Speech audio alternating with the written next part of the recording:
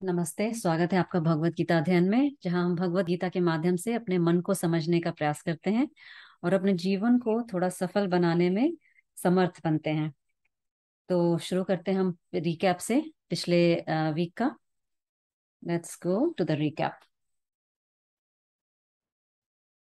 योगस्थ कुरु कर्माणि संगम त्यक्त्वा धनंजय सिद्ध्य सिद्ध्यो समो भूत्वा समत्वं योग उच्यते। दूरेण ह्यवरं कर्म बुद्धियोगा धनंजय बुद्धौ शरणमन्विच्छ कृपणः फलहेतवः बुद्धियुक्तो जहातीह उभे सुकृतदुष्कृते तस्मात् योगाय युज्यस्व योगः कर्मसु कौशलम् कर्मजं बुद्धियुक्ता हि फलं त्यक्त्वा मनीषिणः जन्मबन्धविनिर्मुक्ताः पदं गच्छत्यनामयम्। यदा ते मोहकलिलं बुद्धिर्व्यतितरिष्यति तदा गन्तासि निर्वेदं श्रोतव्यस्य श्रुतस्य च श्रुतिविप्रतिपन्ना ते यदा स्थास्यसि निश्चला समाधवचला बुद्धिस्तदा योगमवाप्स्यसि। तो भगवान ने बोला था कि योग में रह के कर्म करो, तभी दैट इज समत्वम योग उच्यते, उसी में कुशलता है योग की। और अभी ये ट्रांजिशन हो रहा है किस पे? स्थित प्रज्ञा लक्षणा पे, मतलब जो एनलाइटन पीपल रहते हैं उनके क्या लक्षण होते हैं, उस पे भगवान थोड़ी चर्चा करेंगे। तो हम आगे देखते हैं नेक्स्ट श्लोक का। अर्जुन के मन में एक प्रश्न उठता है कि जो एनलाइटन बींग्स होते हैं, जो सेल्फ रियलाइज बींग्स होते हैं, वो कैसे होते हैं, कैसे दिखते हैं, क्या सोचते हैं, कैसे चलते हैं, कैसी बातें करते हैं। तो हमारे मन में भी काफी प्रश्न हो सकता है, जो साधु होते हैं या जो सिद्ध होते हैं वो क्या सोचते होंगे, उनके मन में क्या चलता होगा। और क्या ज्ञान में रहने का मतलब है 24/7 आनंद में रहना, कोमल शब्द बोलना, परेशान नहीं होना, क्रोधित नहीं होना? ये हमारी धारणा है क्या? तो ये दिन भर वो पद्मासन लगा के बैठे रहते होंगे। So are they normal, do they do normal things in life? तो ये हमारे मन में प्रश्न हो सकता है। तो let's see this shloka. Arjun उवाच अर्जुन उवाच स्थितप्रज्ञस्य का भाषा स्थितप्रज्ञस्य का भाषा समाधिस्तस्य केशव समाधिस्तस्य केशव स्थितधीः किं प्रभाषेत् स्थितधीः किं प्रभाषेत् किम आसीत व्रजेत किम। तो अर्जुन पूछता है कि जो सिद्ध पुरुष होते हैं उनकी उनका क्या डिस्क्रिप्शन है। का भाषा, हाँ परिभाषा बोलते हैं ना, क्या डेफिनेशन है उनका। और जो ये समाधि में हमेशा रहते हैं वो कैसे बात करते हैं, है ना। किम प्रभाषेत किम आसीत वज्रेत किम, how does it sit and move. तो being unhappy and suffering is not normal.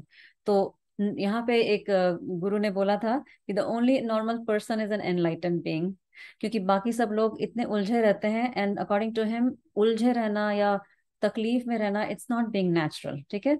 And this he thinks the other people who are not enlightened are actually not normal, because they are ignorant of what our true nature is. तो हम भी ऐसा सोच सकते हैं कि हम साधक हैं, तो हमारे मन में काफी विचार हो सकते हैं कि हमको क्या करना चाहिए ताकि हम सिद्धता की तरफ बढ़ सकें। तो अभी देखते हैं भगवान का उत्तर क्या होता है अर्जुन के इस प्रश्न पे। श्री भगवान उवाच श्री भगवान उवाच प्रजहाति यदा कामान् प्रजहाति यदा कामान् सर्वान् पार्थ मनोगतान् सर्वान् पार्थ मनोगतान् आत्मनेवात्मना तुष्टः आत्मने आत्मना तुष्टः स्थितप्रज्ञस्तदुच्यते स्थितप्रज्ञस्तदुच्यते। लिटरल मीनिंग देखते हैं, जब वो सारे डिजायर्स को छोड़ देता है, सारी इच्छाओं का त्याग कर देता है, कहाँ से डिजायर्स आती है? माइंड से, इमर्जिंग फ्रॉम द माइंड। मन से जो सारी इच्छा है उनको, उनका त्याग कर देता है। और वो अपने आप में ही, आत्मने व आत्मनः, in one self, with one self, अपने आप से ही संतुष्ट रहता है। तुष्ट, संतुष्ट का रूट वर्ड है, तुष्ट रहता है।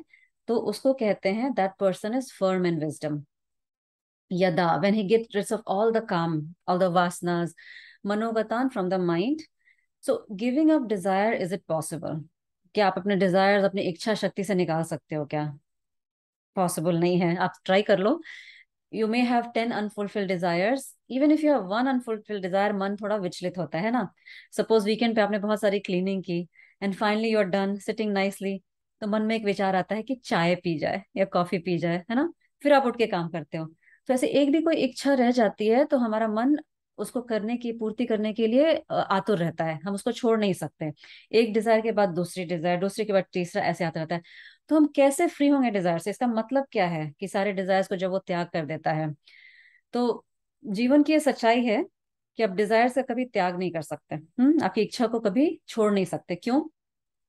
क्योंकि इच्छा आपको परेशान कर देगी। हम बचपन से देखते हैं, जैसे हमको लगता है कि एक गुड़िया से खेलना बहुत अच्छा है, उस समय वो इतना पसंद आता है। लेकिन धीरे धीरे क्या होता है, वो हम बड़े होते हैं तो गुड़िया छोड़ के में भी हमको साइकिल चलाना पसंद आता है। ठीक है, फिर थोड़े और बड़े होते हैं तो साइकिल की जगह स्कूटर चलाना पसंद आता है।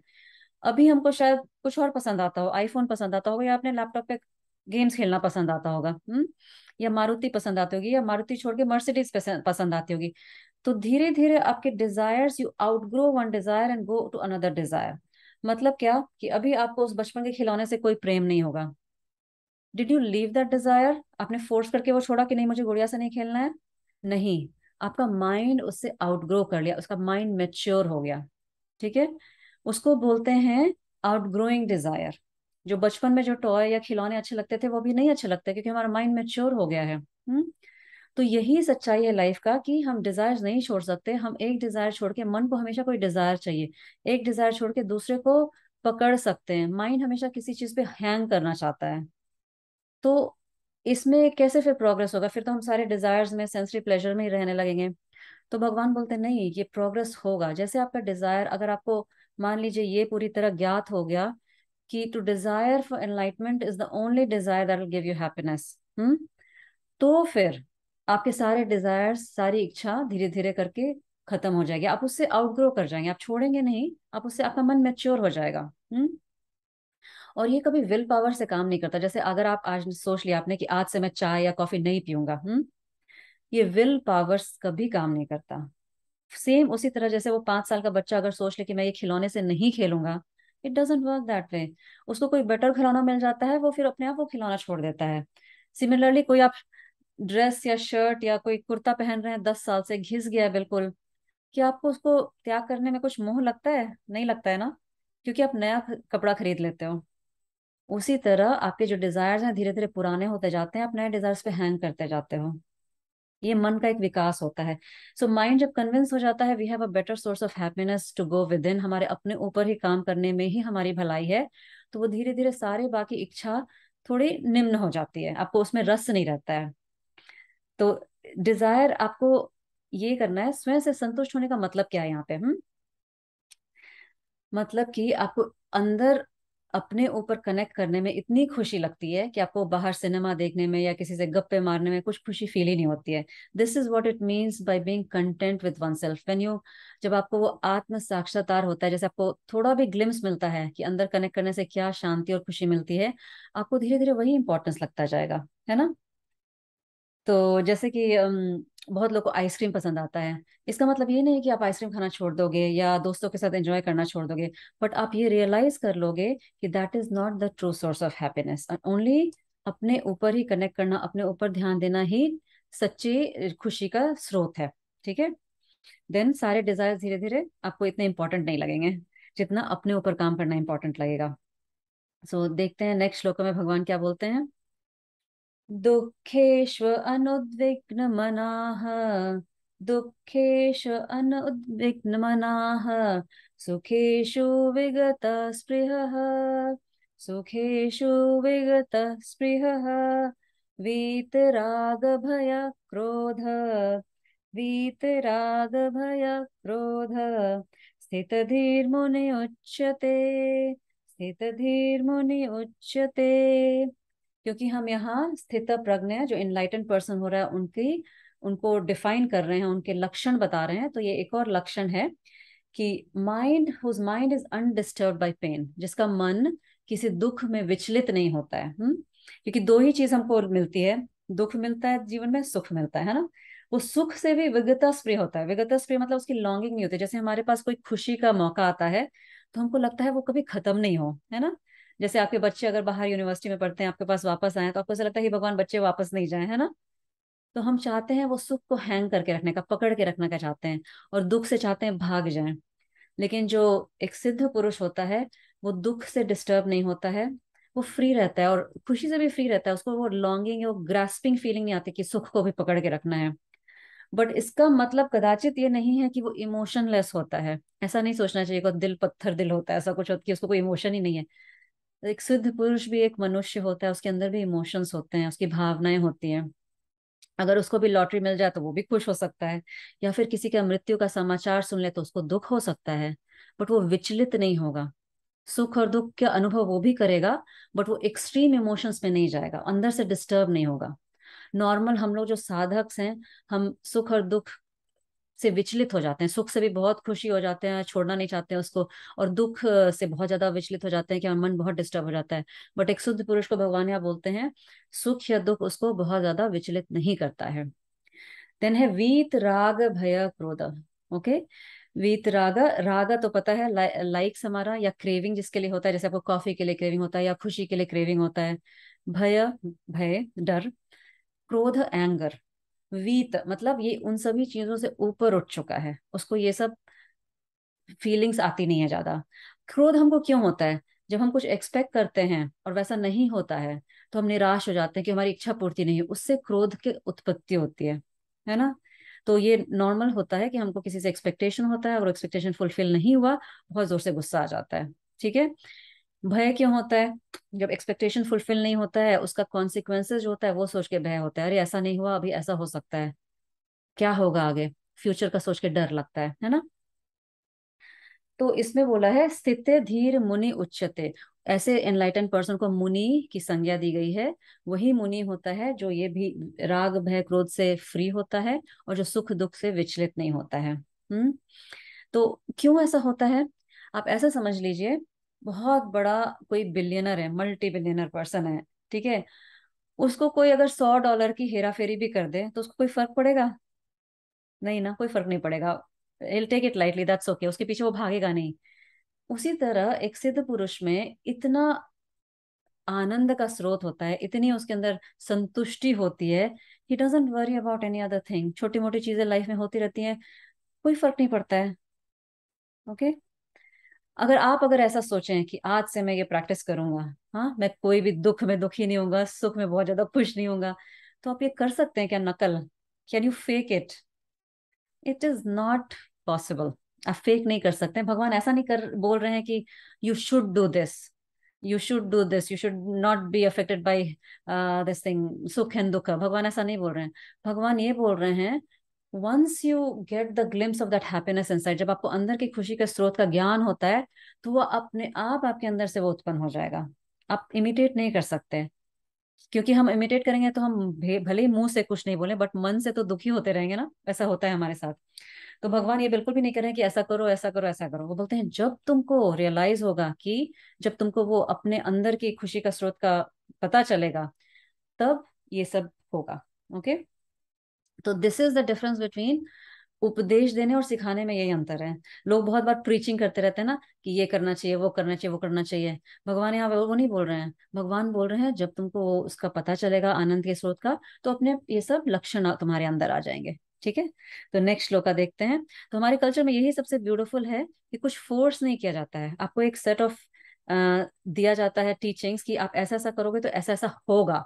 ऐसा नहीं बोला जाता कि ऐसा ही करो, जबरदस्ती। वो नहीं है यहाँ पे। तो इट्स अ फ्री कल्चर। अगर आप वो पर्टिकुलर साधना करोगे तो आपको ऐसा हो सकता है। यह सर्वत्रानभिस्नेहस् यः सर्वत्रानभिनिः तत्प्राप्य शुभाशुभम्, तत्प्राप्य शुभाशुभम्, नाभिनन्दति न द्वेष्टि, नाभिनन्दति न द्वेष्टि, तस्य प्रज्ञा प्रतिष्ठिता, तस्य प्रज्ञा प्रतिष्ठिता। हाँ, यह ही हूँ सर्वत्र सब जगह से, इज अनअभिस्नेह, विदाउट अटैचमेंट। यहाँ स्नेह, स्नेह का हिंदी में मीनिंग प्यार होता है, प्रेम होता है, बट स्नेह का एक और मीनिंग होता है, उसका मतलब होता है अटैचमेंट, बेसिकली चिपकना किसी चीज से। उसका लिटरल मीनिंग होता है stickiness. So Prem is not the primary meaning, स्नेह मतलब होता है टू स्टिक। तो यही अनअभिस्नेह मतलब वो सिद्ध पुरुष किसी से जाके चिपकता नहीं है, उसको किसी भी चीज से अटैचमेंट नहीं होता है ना, ये बताया गया है। When receiving pleasant and unpleasant, मतलब चाहे तो सुख आए या दुख आए। Okay, it's a continuation of the previous verse, क्योंकि उसको ये समझ होती है कि गुड कर्मा जब हम का रिजल्ट होता है डिजायरेबल, है ना, कुछ अच्छा होता है मतलब वो हमारे अच्छे कर्मों का फल है। और जो कुछ अच्छा नहीं हो रहा है जीवन में, हमारे ही बुरे कर्मों का फल है ना, वही हमको कर्म फल प्राप्त हो रहा है। तो ये हमने पहले भी देखा हुआ है, इसको कर्म योगी को बोलते हैं प्रसाद बुद्धि रखने के लिए। याद है, कर्म योगी का एक ये प्रिंसिपल होता है प्रसाद बुद्धि। तो whatever comes in your life is due to your karma, good and not so good, जिसको हमको प्रसाद बुद्धि के साथ एक्सेप्ट करना है ना। देयरफॉर ये कर्म योगी के लिए भी बोला गया है कि, बट कर्म योगी एनलाइटन नहीं होता है ना, तो उसका एक लिमिटेशन होता है। फॉर एग्जाम्पल, कर्मयोगी को आप बोल सकते हैं एक मिनिएचर साधु, ओके, बिकॉज वो पूरी तरह सिद्ध नहीं हुआ है। तो उसका एक लिमिटेशन होता है, मतलब जैसे मान लीजिए आपकी कार स्टार्ट नहीं हुई, तो हो सकता है आप उसको प्रसाद बुद्धि जैसे लो, चलो कार स्टार्ट नहीं हुई, हम टैक्सी कर लेते हैं। बट मान लीजिए कुछ और होता है ज्यादा डिफिकल्ट लाइफ में, जैसे कोई फैमिली मेंबर की डेथ हो गई, या फिर if a karmayogi is diagnose with a terminal illness, then ये ज्यादा डिफिकल्ट होता है एक्सेप्ट करना प्रसाद बुद्धि के हिसाब से, है ना, क्योंकि हर कर्मयोगी का एक लिमिटेशन होता है, वी आर नॉट सिद्ध पुरुष, है ना। So what is natural for a साधक, फॉर अ साधु, लाइक जो सिद्ध पुरुष है, what is natural for a Sadhu become Sadhana for a साधक। मैं फिर से रिपीट करती हूँ, जो सिद्ध पुरुष के लिए नेचुरल होता है, वो हम जैसे साधक के लिए एक साधना का विषय हो जाता है। हमको वो प्रैक्टिस करना होता है, अपना इंड्योरेंस धीरे धीरे बढ़ाना होता है। ठीक है। तो एक और ऑल्सो अगर आपके जीवन में कोई जैसे गुरु है, या जो पर्सन है जिसको आप बहुत मानते हो कि ही इज ऑलमोस्ट लाइक अ सिद्ध पुरुष, उसको मैकेनिकल कॉपी नहीं करना है, उनका बिहेवियर कॉपी नहीं करना है। जैसे आप गुरु को किसी फॉलो करते हो, उनकी थिंकिंग को अपनाना है, वो क्या सोचते हैं। इसमें एक बहुत फेमस स्टोरी है, एक गुरु अपने शिष्य के साथ नदी के किनारे जाता है, और फिर वो लोग बैठे होते हैं, फिर गुरु क्या करता है, नदी से ऐसे मछली पकड़ के मुंह में डाल देता है, एक मछली, दो मछली, तीन मछली, चार पांच मछली ऐसे निगल लेता है, और जाके सो जाता है। शिष्य सोचते हैं, अरे हमको लगा तो ये तो वेजिटेरियन है गुरुजी, लेकिन गुरुजी तो फिश खा रहे हैं, चलो हम भी खाते हैं। उन्होंने भी चार पांच फिश पकड़ के मस्त उसका फ्राई करके खा लिया, रात में सो गए वो भी। नेक्स्ट मॉर्निंग गुरु उठते हैं, अपने मुंह से एक मछली निकालते हैं, वापस नदी में डालते हैं, दूसरा, तीसरा, चौथा, पांचवा, सारी मछलियां निकाल के नदी में वापस डाल देते हैं, और शिष्य की तरफ देखते हैं, बोलते हैं अब तुम्हारी बारी, तुम निकालो अपने फिश को।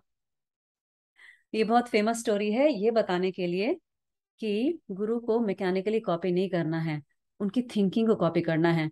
वो कैसे दिखते हैं, कैसे बोलते हैं, कई बार लोग उनको जस्ट कॉपी करने लगते हैं, उनके शब्दों को बोलने लगते हैं, वैसा नहीं करना है। वो क्या सोचते हैं, उनके अंतःकरण में क्या चल रहा है, वो समझने का प्रयास करना है। उनकी थिंकिंग को अपनाना है।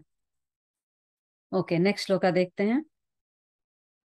यदा संहरते चायं, यदा संहरते चायं, कूर्मोऽगानिव सर्वशः, कूर्मोऽगानिव सर्वशः, इन्द्रियाणीन्द्रियार्थेभ्यस्तस्य प्रज्ञा प्रतिष्ठिता, तस्य प्रज्ञा प्रतिष्ठिता। यहाँ पे एक ज्ञानी पुरुष को एक कछुए से कंपेयर किया गया है।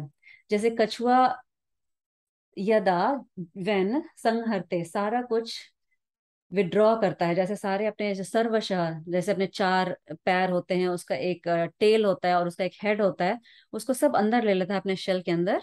ओके। उसी तरह एनलाइटेंड पर्सन जो होता है, जो सिद्ध पुरुष होते हैं, they can withdraw all the senses from the sense objects. Okay. जैसे आप और हम हैं, जैसे हम सोच रहे हैं कि आज हमको चाय या कॉफी नहीं पीना है और हम आज से नहीं पियेंगे, हम क्या करते हैं, हम उसको जबरदस्ती कंट्रोल करने का ट्राई करते हैं। ओके। बट हमारे अंदर से इच्छा नहीं जाती वो चाय या कॉफी पीने की, है ना, हम ट्राई करते हैं कंट्रोल करने का, नहीं आज से मैं नहीं पीऊंगा, या आज से मैं ये करूंगा। लेकिन सिंपल जो विड्रॉल है या सिंपल त्याग काम नहीं करता है यहाँ पे। जैसे सिद्ध पुरुष का है, सामने कुछ भी रखा है, शराब भी रखा है, उसको इच्छा ही नहीं होगी पीने की, अगर उसको लगता है कि वो अच्छा नहीं है उसके लिए। उसमें कोई कंट्रोल नहीं होता। यहाँ पे वैराग्य और त्याग का थोड़ा डिफरेंस समझने का प्रयास करते हैं। वैराग्य होता है जब आपको उस चीज से डिस्पैशन हो गया। सिमिलरली जैसे आपको बचपन के खिलौने से डिस्पैशन हो गया है, आपको वैराग्य हो गया, आपको इंटरेस्ट नहीं वो गुड़िया से खेलने में, मन मैच्योर हो गया है। शुद्ध पुरुष का वैसे ही होता है कि सेंस ऑब्जेक्ट से मन उसमें लगता ही नहीं है, वैराग्य हो गया है, तो उसमें वो जाता ही नहीं है ना। और क्यों नहीं जाता है, जैसे कछुए को तो हम बोल सकते हैं कि वो डर के मारे अपना विड्रॉ करता है, बट सिद्ध पुरुष को तो वीत राग भय क्रोध होता है, वो उसको डर भी नहीं होता है ना, उसको समझ होती है। तो यही समझ के कारण वो सारे सेंस ऑब्जेक्ट में लिप्त नहीं रहता है। हम क्या है, हमको जल्दी क्रोध आ जाता है, हम साधक है ना, हमको एक पर्टिकुलर, जैसे मैंने बताया, लिमिटेशन होती है हमारी। उसके बाद ऐसा नहीं हुआ तो हमको कई बार क्रोध आ जाता है, भय आ जाता है। फिर हम सोचते हैं कि हमने ऐसा क्यों कर दिया, बाद में हमको पछतावा भी होता है कई बार कि हमने ऐसा क्यों कर दिया। और ये एक साधक की जर्नी का नेचुरल प्रोग्रेशन है।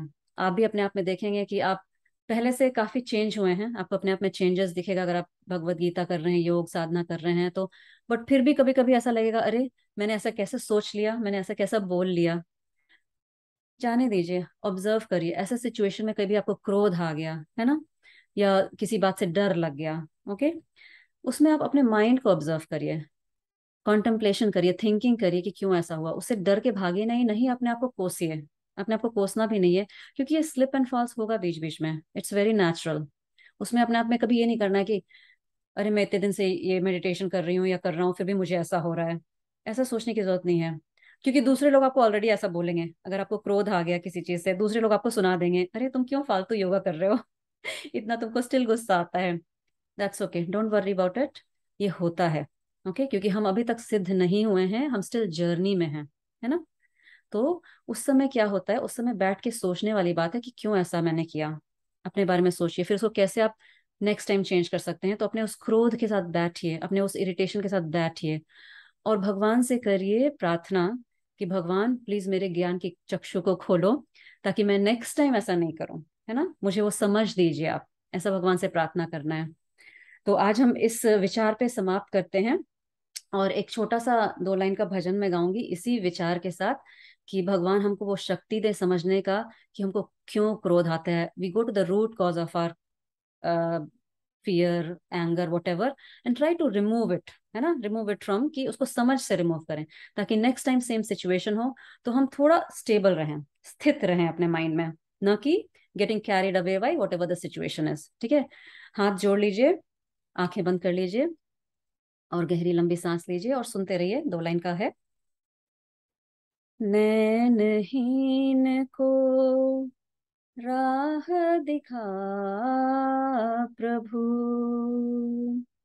नैनहीन को राह दिखा प्रभु, पग पग ठोकर खाऊं मैं, नैनहीन को राह दिखा प्रभु, चालत चालत गिर जाऊं मैं, नैनहीन को राह दिखा प्रभु, मन का दीप जलाऊं मैं, नैनहीन को राह दिखा प्रभु। धन्यवाद। सी यू नेक्स्ट टाइम। नमस्कार।